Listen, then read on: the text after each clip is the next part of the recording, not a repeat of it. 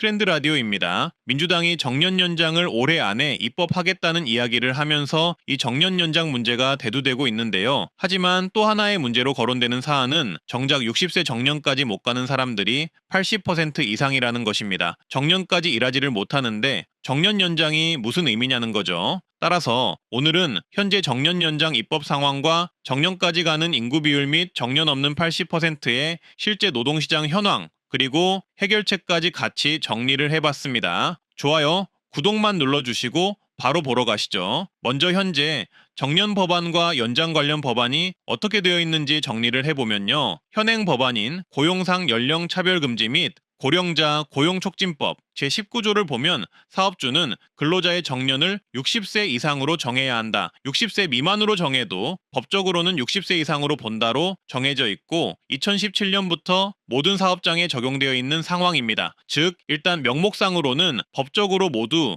60세까지 정년 보장인 거죠. 그리고 현재 논의 중인 65세 정년의 경우 양대 노총은 정년을 65세로 상향하기를 요구하고 있고 올해 내 입법을 요구하고 있습니다. 다만 재계의 경우 정년을 법으로 올리지 말고 재고용이나 계속고용으로 하자고 주장을 하고 있죠. 여기에 민주당은 27년부터 한 살씩 인상해 33년에 65세 정년을 시행하자라는 법안이 발의가 되어 있는 상황이고요. 지난 정부의 경사노위에서는 법정 정년은 유지하되 정년 후 계속 고용을 65세까지 하자라는 주장이 나와 있는 상황입니다. 각계의 의견이 서로 다른 상황인데요. 따라서 정리하면 법으로 정년을 65세로 확실히 할 거냐, 아니면 60세로 두고 65세까지 계속 고용을 할 거냐로 나뉘고 있는 상황이라고 보시면 되겠습니다. 하지만 정작 진짜 문제는 이건데요. 대부분의 직장인들이 60세 정년까지도 다니지 못한다는 게 진짜 문제입니다. 그래서 이 문제를 핵심적으로 조사해 봤는데요. 관련 통계를 통한 결론부터 말씀드리자면 정년을 60세까지 채워서 일하는 사람은 사실상 약 14%에 불과했습니다. 한국노동연구원 이승호 연구팀이 고령층의 노동 궤적을 분석한 결과에 따르면 법적 정년 60세까지 정규직 일자리를 유지하는 비율은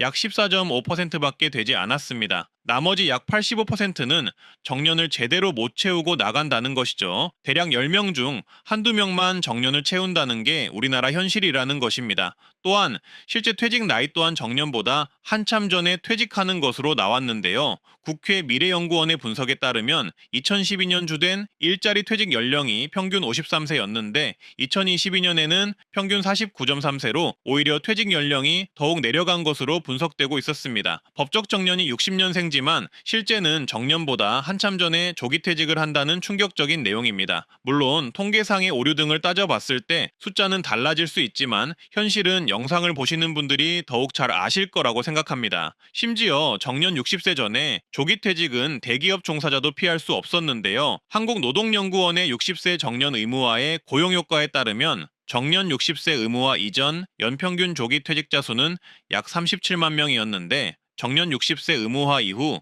연평균 조기 퇴직자는 약 51만 명이었다고 합니다.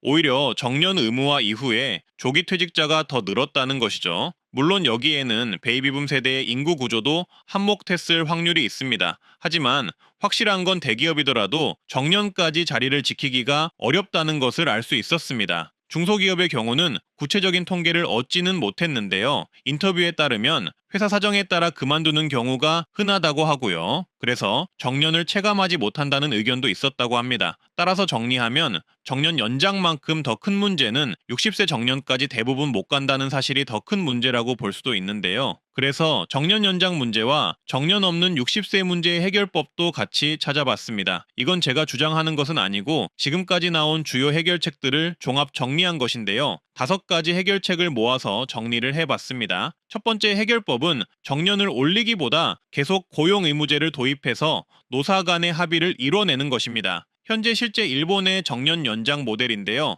기업의 정년을 현재 60세로 유지하되 희망자가 원하면 그 이상도 일할 수 있게 재고용을 강제하는 것입니다. 대신 재고용식 급여는 줄고 능력제로 전환되기에 이 부분에 대한 합의도 있어야겠지만 일자리가 끊어지지 않는다는 장점이 있고 기업 측에서는 인건비 부담을 덜게 됩니다. 장단점이 확실히 있는 정책인데 사실상 고령화를 먼저 겪은 옆나라 일본의 정책이다 보니 많이들 들어보셨을 만한 정책입니다. 두 번째 해결책은 기업의 조기 퇴출 구조를 해결해야 한다는 것인데요. 한국의 문제는 정년도 정년인데 사오정이라 불리는 40대 또는 50대에 퇴직을 하게 되는 구조에 대한 해결책이 필요하다는 것입니다. 대기업, 공기업의 조기 퇴직 관행과 중소기업의 근속단절 구조 등이 문제인데요. 이에 대한 해결법은 명토에 조기퇴직 제한을 두는 방법이 있습니다. 프랑스나 독일처럼 고령 직원의 조기퇴출 시 기업에 비용을 부담하는 등의 방법이 있을 수가 있습니다. 프랑스와 독일의 정년 연장 구조 및